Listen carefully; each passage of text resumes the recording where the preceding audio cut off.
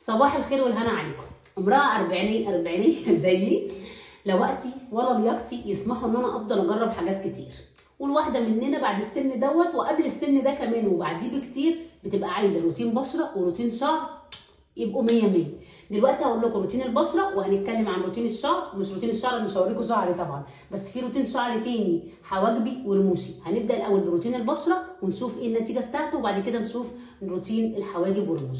اول حاجه هبدا بيها الغسول، وغسول ريجينكس بالنسبه لي نتيجه 100%. ليه؟ بيشيل الحبوب وما بيكونش اثار الحبوب اللي هي البثور السوداء، وبيطري البشره وبينعمها خالص.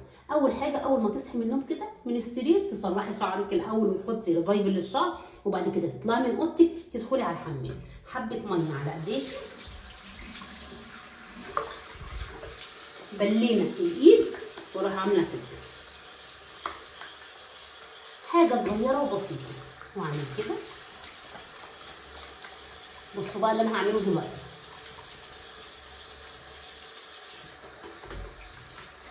بيجي على العين عادي اي غسول مهما كان براند او مهما كان اسمه ايه او مهما كان سعره ايه، استحاله تحطيه على العين. يلا بينا نشوف الصوره.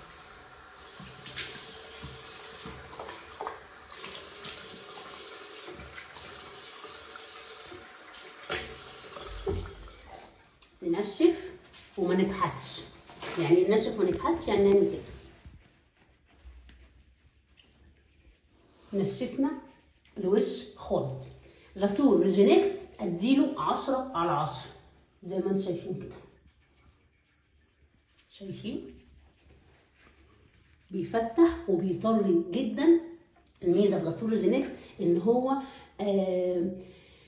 بيعالج ما بينشفش، يعني بيدي اثار حلوه قوي او بيدي اثر حلو قوي لكن ما ينشفش البشره بتاعتك. دي اول حاجه الغسول. اجي بعد الغسول وبعد ما نشفت وشي حلو كده، بصوا انا بنشف ازاي. اهم حاجه التنشيف ده. اروح جايبه السيرم النهاري. السيرم النهاري دوت بالنسبه لي عباره عن كفر.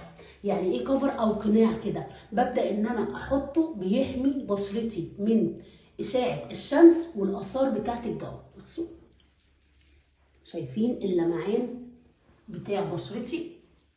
في طبعا السيرم الليلي ده لو هتستخدميه هتنامي على طول، لكن السيرم النهاري ده انا شيء طبيعي لازم لازم لازم احط الصبح قبل ما انزل عشان احمي بشرتي واحط لها قناع او كفر على البشره.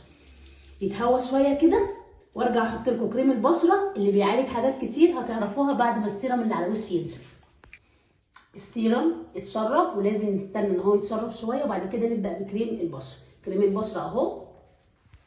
ده بقى حاجة كده بتعالج التجاعيد، بترطب جدا جدا، بتشيل الخطوط التعبيرية اللي حوالين البق واللي حوالين العين. بصوا انا بعمل ايه؟ دهنته كله على ايديا وببدأ ان انا اعمل كده.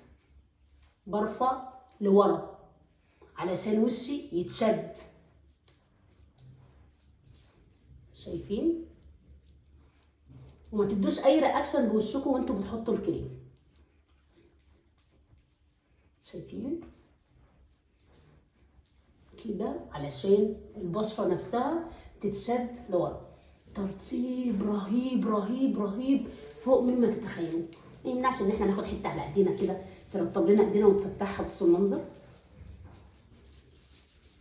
شايفين؟ بيتشرب على طول. انا كمان كترت فهو المفروض حته صغننه قوي. ملبن بشرتي ملبن كده. خلاص روتين البشره تمام. نيجي بقى دلوقتي لحاجه مهمه قوي عشان ايديا مزفلطه من الكريم. حاجه مهمه قوي بعملها لازم لازم لازم قبل ما انزل. ده ريفايفل للرموش والحواجب. ريفايفل للرموش والحواجب. بتعملي انا بستخدمه مره الصبح ومره بالليل. بعمل كده وابدا ان انا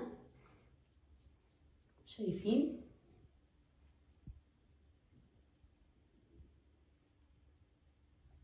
انا بعمل ايه. هتحسوا ان في لمعه اصلا في حواجبي.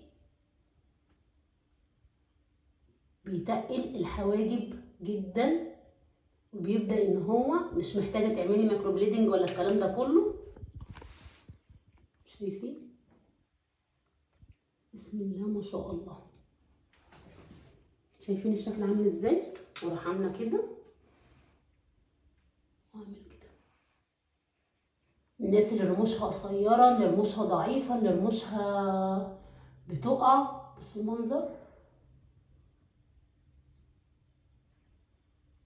شايفين الشكل؟ شايفين؟ ممكن نعمل زوم كده على رموشي، بصوا المنظر عامل ازاي.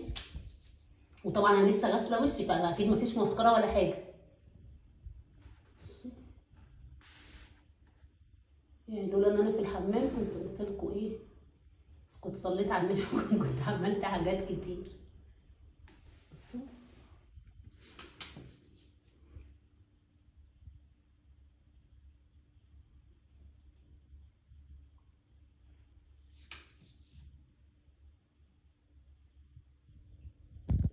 بتاخدوا الجدر نفسه وتبداوا ان انتوا تعملوا عليه صبح وليل. يعني هتلاقوا بعد كده في مساحات واصله لحواجبكم. ده الروتين بتاع البشره بتاعي. طبعا روتين الشعر بتاع ريفايفل برضو، اول ما بتقومي الصبح بروح ارشق على الفروه بتاعت الراس وابدا ان انا ادلكه واسرحه، حاجه كده في منتهى الجمال. روتين بشره وشعر ما شاء الله الله اكبر عليهم. ليه تصرفي فلوسك عشان تجيبي روتين بشره وترجعي تدفعي فلوس تانية عشان تجيبي روتين الشعر، لما ممكن في عرض ال3 ساعات تاخدي روتين بشره وروتين شعر مع بعض؟ ايه هو عرض ال3 ساعات؟